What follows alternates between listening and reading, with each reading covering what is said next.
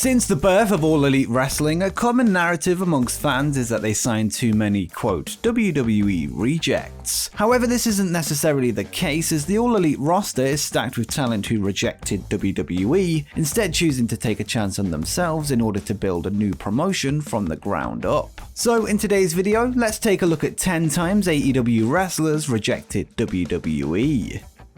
In the number 10 spot is the current Impact World Champion, Christian Cage. After a long hiatus from wrestling following his quiet retirement in 2014, Christian returned when he made his surprise appearance in the 2021 Royal Rumble, reuniting with his longtime best friend and former tag team partner Edge in WWE. Many assumed that this would mean Christian had returned to WWE with a contract rumored to be in place. However, the reunion was short-lived, as the Rumble was Christian's last match in the promotion. Nearly a month later, Christian made a surprise appearance at AEW's Revolution pay-per-view, being officially announced as a full-time competitor. Later on, Christian revealed that although talks with WWE were cordial, he ultimately chose AEW due to his desire to work with younger talent, while stating he wasn't sure where WWE's heads were at creatively.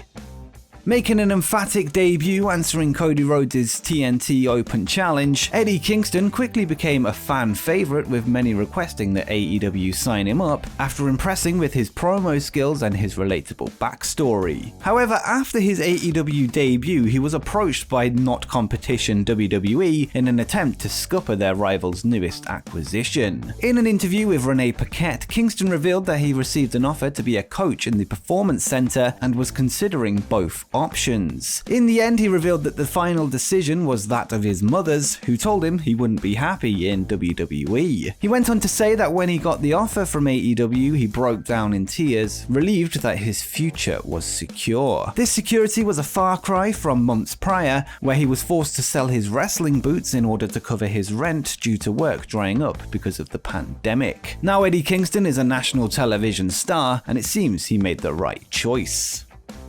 Amateur skater turned professional wrestler Darby Allin was AEW's first homegrown champion after becoming extremely popular with fans in his short time in AEW. At one point, he had offers from both WWE and AEW, but he revealed in an interview with the Wrestling Observer Radio that his decision was an easy one. He felt that he would become just another 205 Live guy with no real chance of progressing further up the ranks. He also stated that WWE's creative restrictions would have left him depressed, leading to him ultimately becoming All Elite. Looking back on it, it's safe to say that he made the right choice, considering that most of the 205 Live roster from that period have been released, while Darby has main evented Dynamite multiple times and has been granted the honor of being CM Punk's first opponent back in wrestling. Not to mention that he walks side by side with the icon Sting on a weekly basis.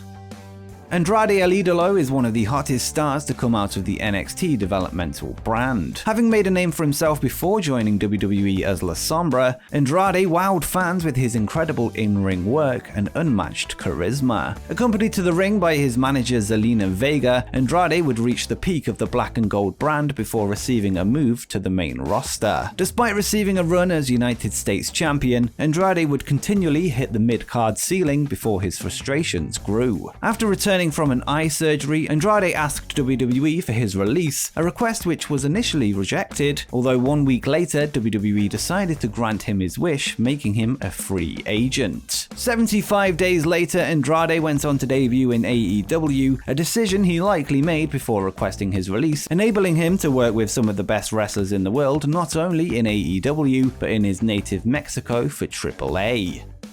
Unlike Andrade, FTR, formerly known as The Revival, were not fortunate enough to be granted a quick release. The team were vocal about their disappointment in the way tag team wrestling was handled in WWE, although they did win both the SmackDown and Raw tag team titles. The pair were never really given time to shine, and tag team wrestling remained an afterthought. Vince McMahon reportedly wanted to turn the pair into a comedy act as seen by these sketches, and that was the last straw for Dax and Cash. With AEW's tag tag team division growing hotter by each passing week, the duo made their decision and wanted to leave WWE as soon as possible. They stated their departure was far from smooth and they had to give up several trademarks in order for their release to be granted. They would eventually show up in AEW to kickstart a feud with longtime online rivals, the Young Bucks, leading to the Dream Match on their first pay-per-view.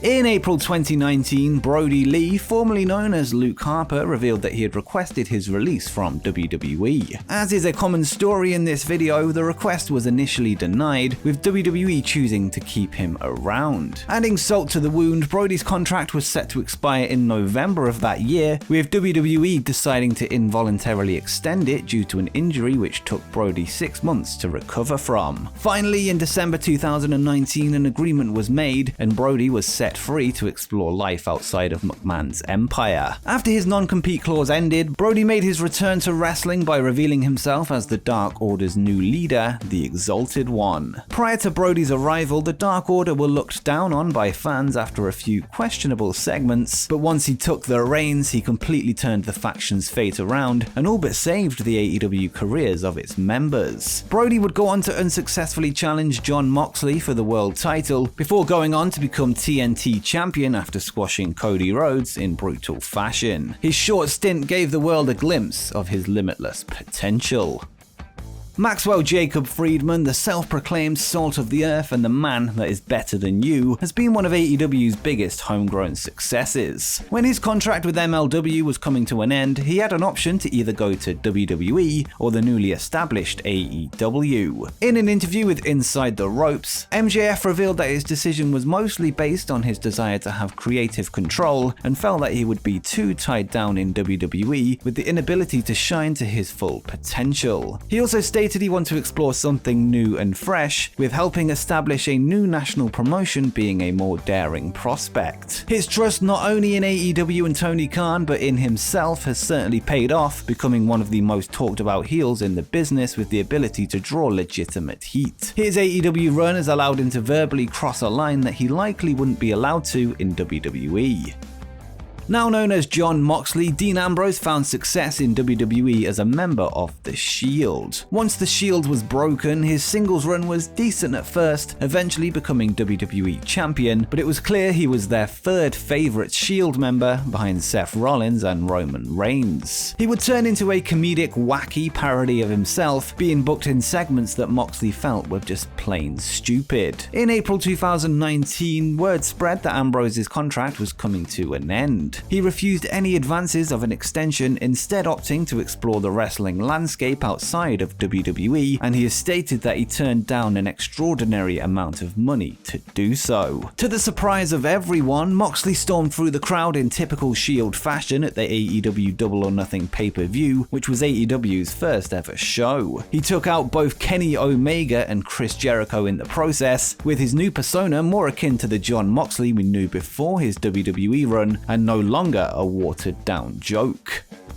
Before the formation of AEW, the contracts of the Elites Kenny Omega, the Young Bucks, Cody Rhodes, and Hangman Page were all coming to an end, with WWE offering them deals with big plans in place. Negotiations began with Triple H, who proposed an invasion angle that would have ran from January up until WrestleMania 35, with the Elite being booked as outsiders. However, it's unclear how Hangman would have fit into this, with him said to have been heading to NXT on main roster money. The Young Bucks have said that they were offered lucrative deals and would have been given special considerations in their contracts, such as a 6-month period where they could leave WWE if they weren't happy. They then decided that WWE would be their next destination, this before Tony Khan swooped in and offered them prime roles in his new promotion. The Bucks, Omega, and Cody were offered roles as EVPs. These executive roles were too good to turn down, with the opportunity of changing the entire wrestling landscape for the foreseeable future. Hangman came along for the ride, with the 5 men putting the Elite in All Elite Wrestling.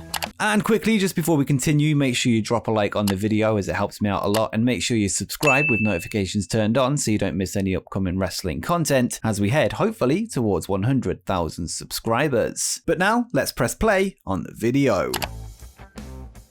Daniel Bryan's rise to the top of WWE is one of the true modern wrestling fairy tales. Gaining momentum with the popular Yes movement, Bryan was able to reach the pinnacle of the industry after fans demanded he main evented WrestleMania 30, where he would become WWE World Heavyweight Champion. Since then, he was forced to retire from in-ring action in 2016, before once again proving doubters wrong by making his eventual comeback 2 years later. At WrestleMania 37 earlier this year, Bryan would headline the show once again in a triple threat match with Edge and Roman Reigns, a move likely made to convince him to stay with his contract set to expire. However, Bryan had made it known to WWE that he wished to wrestle for New Japan Pro-Wrestling, which initiated talks between the two promotions to agree to a working relationship. These talks fell through, and so did the negotiations with Bryan, who instead opted to head to All Elite Wrestling. Not only does he have the chance to work dream matches in the company, joining the likes of Kenny Omega and CM Punk, but he now has the ability to follow his dreams working main event showdowns in Japan before his career comes to a close. I have the impression that Bryan has a few things left to do on his bucket list before he retires, and facing his wrestling mortality in 2016 likely helped make his decision, so that when he hangs his boots up, he can leave with no regrets. And before you go, make sure you check out my video where I discuss 10 Bryan Danielson dream matches in AEW.